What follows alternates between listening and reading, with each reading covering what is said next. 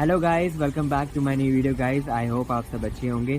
तो गाइस आपको पूरा डिटेल के अंदर मैं आपको बताऊंगा इस वीडियो के अंदर कि हम यूके से कनाडा कैसे मूव हो सकते हैं। बहुत ही ईजी स्टेप्स के अंदर स्टेप बाय स्टेप प्रोसेस आपको बताऊंगा पूरी डेप्थ के अंदर। आप सबको पता है कि मेरी जो भी वीडियोस होती हैं वो पूरी डिटेल के अंदर होती हैं। अगर आपने मेरी प्रीवियस वीडियोस नहीं देखी हैं तो उसे प्लीज़ वॉच आउट करें, क्योंकि मैं हर एक जो चीज़ बताता हूँ वो पूरी डिटेल के अंदर बताता हूँ, डेप्थ में लेकर जाता हूँ। क्योंकि भाई मैं ऊपर ऊपर से आपको नहीं बताना चाहता, मैं चाहता हूँ कि आपको उस प्रोसेस के साथ आपको उस एडवाइस भी दी जाए। अगर वो प्रोसेस गलत है तो उसको गलत बोला जाए, अगर वो सही है उसे सही बोला जाए। जो मेरा ओपिनियन है वो मैं आपके साथ मैं शेयर करता हूँ। सो इस वीडियो के अंदर मैं आपको बताऊँगा कि आप यूके से कनाडा कैसे मूव हो सकते हैं बहुत ही ईजी प्रोसेस के अंदर। सो बने रहे गाइस, वीडियो को स्किप मत करें बीच में, क्योंकि आपने अगर वीडियो को स्किप करा बीच में तो आप वो इन्फॉर्मेशन जो है वो लैक कर सकते हैं। आपको वो चीज़ जो है वो समझ नहीं आ पाएगी, मतलब वो आप जो स्टेप होगा वो मिस कर सकते हैं। तो सबसे पहले मैं आज आपको बताने वाला हूँ एक प्रोग्राम के बारे में जिसका नाम है फेडरल स्किल्ड वर्कर प्रोग्राम, और जिसे हम एक्सप्रेस एंट्री सिस्टम भी कह देते हैं। आप सभी ने इस प्रोग्राम के बारे में कहीं ना कहीं सुना होगा, बट आपको कोई एडवाइस नहीं देता भाई ये इसके लिए हमें जाना चाहिए, ये कैसा है, इसमें पूरा प्रोसेस कैसा होता है, क्या क्या स्टेप्स लगते हैं, कैसे हम जा सकते हैं, कैसे अप्लाई कर सकते हैं। आपको पूरा कोई भी नॉलेज नहीं देता। तो अगर आपने ये वीडियो देखी तो आपको कोई भी जो वीडियो है वो देखने की जरूरत नहीं पड़ेगी, ये मैं आपसे प्रॉमिस करता हूँ। तो सबसे पहले मैं आपको बताता हूँ कि भाई फेडरल स्किल्ड वर्कर प्रोग्राम और एक्सप्रेस एंट्री सिस्टम होता क्या है, ये क्या फंडा है, ये क्या चीज़ है। तो सबसे पहले क्या होता है गाइस कि आपको क्या होता है कि आपको कुछ रिक्वायरमेंट जो होती हैं वो आपको पूरी करनी होती है। कुछ इनके क्राइटेरियाज होते हैं वो आपको फुलफ़िल करने होते हैं। जैसे ही आपने वो क्राइटेरियाज और रिक्वायरमेंट्स आपने फुलफ़िल कर लेते हैं तो आपको एक ITA सेंड करा जाता है, और जिसे हम इन्विटेशन टू अप्लाई भी कहते हैं। तो वो जो इन्विटेशन टू अप्लाई जो आपको मिलता है, आपको रिसीव होता है, तो वो कैसे मिलता है? वो मिलता है on the basis of ranking system, जिसे हम CRS भी कहते हैं, जिसे हम कॉम्प्रहेंसिव रैंकिंग सिस्टम कहते हैं। तो जैसे ही आपके वो रैंक आ जाता है, मतलब कि आपको क्या करना पड़ता है, 100 में से 67 पॉइंट जो हैं वो कलेक्ट करने पड़ते हैं। जैसे ही आपने कुछ सिलेक्शन फैक्टर्स के बेसिस पर अगर आपने 100 में से 67 पॉइंट्स कलेक्ट कर लेते हो, अब उसे फुलफ़िल कर लेते हो, तो आपको जो है वो जो एम्बेसी है, जो गवर्नमेंट है, वो आपको ITA सेंड करती है, जिसे कहते हैं इनविटेशन टू अप्लाई। मींस कि आप विदिन 60 डेज़ के अंदर आप इस प्रोग्राम के लिए एलिजिबल हो, आप जो है इस प्रोग्राम के लिए क्या है अप्लाई कर सकते हो।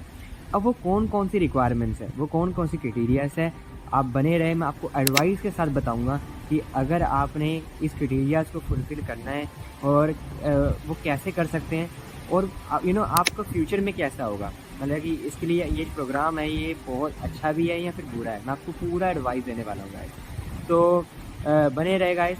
सबसे पहले क्राइटेरिया होता है वो होता है कि आपके पास एक बढ़िया एजुकेशन क्वालिफिकेशन होनी चाहिए। भाई अगर आप यूके आए हो, कोई स्टडीज़ के बेसिस पे आए हो, कोई बैचलर्स कर रहा है, कोई मास्टर्स कर रहा है, कोई डिप्लोमा कर रहा है, तो अपनी स्टडीज़ को पूरा जो है वो कंप्लीट करो। मेन आपका जो प्रायोरिटी ये होना चाहिए कि भाई मैं अपनी स्टडीज़ को कंप्लीट करूं और अच्छे से करूं। अगर आप बैचलर्स करने आए तो मैं बैचलर्स करूं, मास्टर्स करने आए मैं मास्टर्स करूं, और डिप्लोमा करने आए मैं डिप्लोमा करूं, चाहे वो कोई सा भी कोर्स हो, है ना। और जैसे ही आपने अपनी एजुकेशन क्वालिफिकेशन आप कंप्लीट कर लेते हो तो जो सेकंड स्टेप होता है वो होता है वर्क एक्सपीरियंस। आपके पास मिनिमम 1 ईयर का वर्क एक्सपीरियंस होना चाहिए किसी भी कंपनी के साथ, कहीं पर भी जो भी आपने कोर्स लिया था उसके बेसिस पर आपने कोई भी जो जॉब ली है उसमें आपने वर्क एक्सपीरियंस गेन करा है, तो मिनिमम 1 ईयर का होना चाहिए। तो मिनिमम 1 ईयर एक्सपीरियंस का मतलब क्या है कि आपको 30 आवर्स पर वीक जो है वो कंप्लीट करने हैं, और 1560 इतने कुछ नंबर ऑफ़ आवर्स थे, आपको वो जो है वो मिनिमम जो है पूरे करने हैं। जितने भी नंबर ऑफ़ आवर्स उन्होंने अपने जो वेबसाइट्स हैं उनमें मेंशन कर रखे हैं, आपको वो सारे जो है वो पूरे करने पड़ेंगे नंबर ऑफ़ आवर्स। तो अगर आप पार्ट टाइम कर रहे हो तो आपको कोई भी अगर पार्ट टाइम जॉब कर रहे हो तो पार्ट टाइम अगर आप 20 आवर्स भी कर रहे हो तो आप 2 से 3 पार्ट टाइम जॉब्स भी कर सकते हो, और जो अपना वर्क एक्सपीरियंस है वो आप गेन कर सकते हो। और इसमें एक और बात ध्यान वाली है कि अगर आपने कोई भी बैचलर करी है या आपने मास्टर्स करी थी या डिप्लोमा भी करा था, तो उसके अंदर आपने कोई भी इंटर्नशिप ली थी या अप्रेंटिसशिप ली थी, अगर वो पेड थी तो उसके अंदर जो है ये जो वर्क एक्सपीरियंस है इसके अंदर वो काउंट करा जाएगा। अगर वो इंटर्नशिप और अप्रेंटिसशिप वो पेड नहीं थी तो उसके अंदर वो जो है वो काम नहीं करा जाएगा, उसके अंदर जो काउंट नहीं करा जाएगा ये वर्क एक्सपीरियंस के अंदर, क्योंकि वो एज अ वॉलंटियर आपने करा था, तो वो जो है वो इतना मायने नहीं रखता। जो पेड वर्क था एज एन इंटर्नशिप वो आपके लिए इसमें काउंट करा जाएगा। अगर आपके कोर्स में इंटर्नशिप है, अप्रेंटिसशिप है जो कि पेड है, तो आपके लिए बहुत ही अच्छा है क्योंकि आपका जो वर्क एक्सपीरियंस है आपको इतना गेन करने की ज़रूरत नहीं है, 1 ईयर जाने की ज़रूरत नहीं है, क्योंकि वो ही आपको इसके अंदर काउंट कर दिया जाएगा। जो भी वर्क एक्सपीरियंस इनको मिनिमम 1 ईयर का चाहिए, तो आपके पास मिनिमम 1 ईयर का एक्सपीरियंस होना चाहिए। तो ये जो ये सेकंड क्राइटेरिया है ये आपके पास होना चाहिए। तो मैं आपको एडवाइस यही करता हूँ कि भाई अपनी जो एजुकेशन है, जो आप जो स्टडी करने आए हो, आप जो कोई भी कोर्स करने आए हो, वो सबसे पहले बढ़िया आराम से अपना कोर्स जो है वो कंप्लीट करें। जैसे ही आपने अपना कोर्स कंप्लीट करा तो आपको क्या करना है, वर्क परमिट का आपको PSW का यूज़ करना है। आपको पता है कि भाई इस वक्त जो है इस टाइम पर यूके ने PSW आपके पास पड़ा है, आपके पास बड़ी अपॉर्चुनिटी है ना गाइस। तो अगर आप अपनी स्टडीज़ कंप्लीट करोगे, फिर अपना वर्क PSW के बेसिस पे अपना 1 ईयर का एक्सपीरियंस गेन करोगे तो बहुत ही अच्छा है, क्योंकि आपके लिए जो है वो आगे जाके अपॉर्चुनिटीज़ जो हैं वो बहुत ही ज़्यादा खुल जाती हैं। ज़रूरी नहीं है कि भाई आप सिर्फ इसी प्रोग्राम के लिए अप्लाई कर सकते हैं, आप बहुत सारी चीज़ों के लिए अप्लाई कर सकते हैं और आपके लिए कई सारे जो वे हैं, रास्ते हैं वो खुल जाते हैं।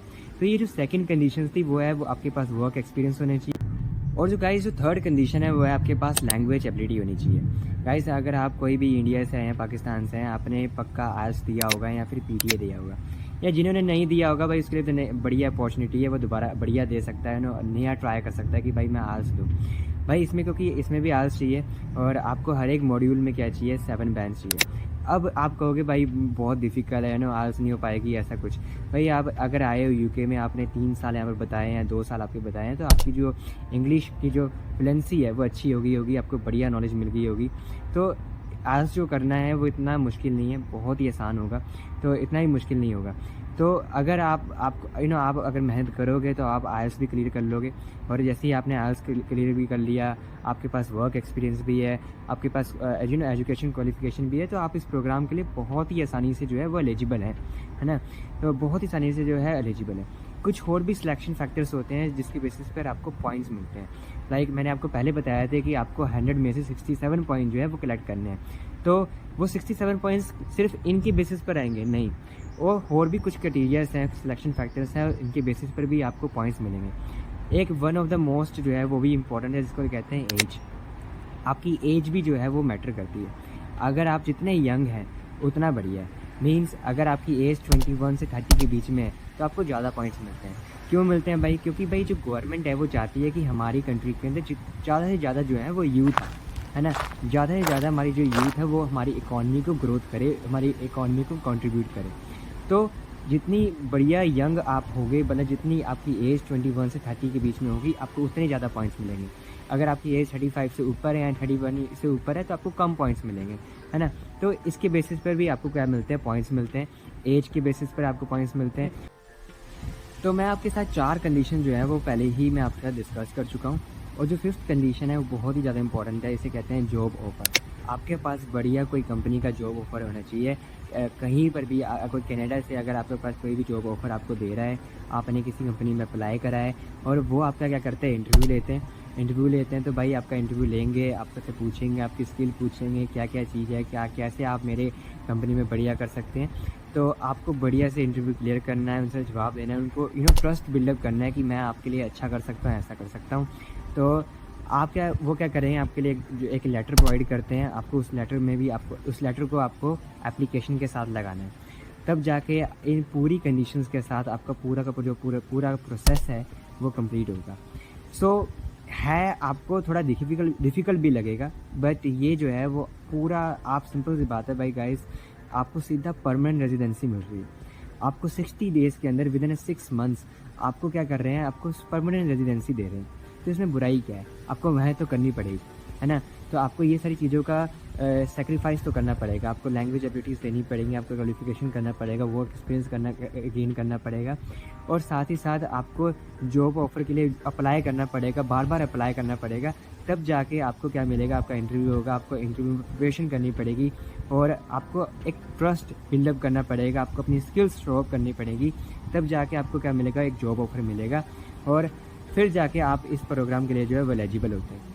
ये सभी होने के बाद क्या करता है कि आपको जो एम्बेसी है, गवर्नमेंट होती है, वो आईटी असाइन करती है, इसे कहते हैं इनविटेशन टू अप्लाई। मींस आप एलिजिबल हैं इस प्रोग्राम के लिए अप्लाई करने के लिए, और अब विदिन 60 डेज़ आप अपने डॉक्यूमेंट्स के साथ क्या करते हैं, अप्लाई करते हैं। डॉक्यूमेंट्स में इतना खर्चा नहीं होता, जो प्रोसेस होता है पूरा सेम होता है, जैसे हम इंडिया पाकिस्तान से अप्लाई करते हैं यहाँ आने में, वैसे ही पूरा प्रोसेस जो होता है डॉक्यूमेंट्स का, वो यहाँ से वहाँ जाने में भी सेम प्रोसेस जो होता है वो अप्लाई होता है। जैसे कि प्रूफ ऑफ फंड्स, आपको प्रूफ ऑफ फंड्स शो करना होता है कि मेरे पास सेटलमेंट के लिए वहाँ पर प्रूफ ऑफ फंड्स हैं और मैं वहाँ पर रह सकता हूँ, आपको अकोमोडेशन का शो करना होता है। सब कुछ आपको जो है, जैसे आप यहाँ से वहाँ आए थे वैसे ही आपको यहाँ से वहाँ आने का शो करना होता है। तो ये पूरा का पूरा प्रोसेस जो होता है, ये पूरा का प्रोसेस मैंने आपको पूरा एक्सप्लेन के अंदर, डिटेल के अंदर बताया है। और जो क्यूबिक में जाना चाहते हैं उसके लिए थोड़ा अलग, थोड़ा कुछ डॉक्यूमेंट्स में कुछ चेंजेस हैं। तो क्यूबिक वाले में जो क्यूबिक एरिया में जाना चाहते हैं कनाडा में, वो वहाँ पर थोड़ा डिफरेंट प्रोसेस है। तो आपको मैं बता दूं, आपको अगर नहीं पता है तो जो कनाडा के अंदर जो है लाइक कुछ ऐसे रीजन्स होते हैं जिसके अंदर जॉब्स मिलना भी बहुत आसान है, और कुछ ऐसे सेक्टर्स होते हैं और वो आपके कोर्स पे डिपेंड करता है, आपका कोर्स के कैसा है ना। अगर आपका कोर्स हेल्थ केयर के अंदर है, मेडिकल के अंदर है, तो मेडिकल की बहुत डिमांड है हर जगह, आपको पता है ना। जैसे कि मैं मेडिकल का, मुझे पता है कि भाई हर जगह जो है वो डिमांड है। तो आपको देखना पड़ेगा कि भाई किस रीज़न में वहाँ पर किस रीज़न में मेरे कोर्स का कौन सी डिमांड है ना। और अगर और कई ऐसे रीजंस होते हैं जिसके अंदर बहुत सारी डिमांड होती है, लाइक वहाँ पर जो लाइक विलेज एरिया होते हैं जहाँ पर बहुत सारी जो है वो डिमांड है, उनको एक लेबर वर्क चाहिए, उन्हें एक स्किल्ड पर्सन चाहिए। सो लाइक मैं बात करूँ नोवा स्कोशिया की बात करूँ, क्यूबेक भी होता है, क्यूबेक भी बात करूँ, तो बहुत सारी चीज़ें हैं। अल्बर्टा में देख लो, तो अपॉर्चुनिटीज़ जो हैं वो आपके लिए बहुत ही काफ़ी अच्छी हैं, और ये प्रोग्राम बहुत ही अच्छी अपॉर्चुनिटी है आपके लिए। बट तरीके तो बहुत हैं, तरीके तो मैंने से आपके साथ जो है वो एक ही तरीका बताया। मैं आपको बहुत सारे तरीके बता सकता हूँ यूके से कनाडा मूव होने के, वो मैं इस वीडियो के अंदर कवर अप नहीं करूँगा। मैं अलग अलग वीडियो के अंदर मैं कवर अप करूँगा कि आप कैसे यूके से कनाडा मूव हो सकते हो। तो ऐसी इन्फॉर्मेशन के लिए प्लीज़ मेरे चैनल को सब्सक्राइब करें, लाइक करें, और पूरी की पूरी जो वीडियोज़ हैं मैं आपको डेप्थ के साथ एक्सप्लेन करता हूँ। और मैं हर एक वीडियो जो है ऐसी जो है कंटेंट में अलग अलग यूनिक कंटेंट लेकर आऊँगा, और जो आपके लोग हेल्पफुल होगा। और मैं आपके लिए हेल्प करना चाहता हूँ। मैं चाहता हूँ कि आपको जो है बढ़िया से इन्फॉर्मेशन मिले, कोई मिसगाइडेड ना हो, है ना। एक बढ़िया एक क्लियरिटी के साथ आपको जो है वो इन्फॉर्मेशन प्रोवाइड की जाए। तो guys, subscribe my YouTube channel, hit the like button, ऐसे कंटेंट आपको मिलते रहेंगे। और अगर आपने मेरी प्रीवियस वीडियोस नहीं देखी है, अगर आपको जानना है कि आप यहाँ सिक्योरिटी बैच कैसे बना सकते हो, और मैं यहाँ पर सिक्योरिटी है वो भी वर्क करता हूँ, और कई सारी जॉब्स भी करता हूँ। मैं आपको हर एक जो चीज़ है वो अपने वीडियोज़ के साथ बताता रहूँगा। तो सी यू, बाय बाय, टाटा।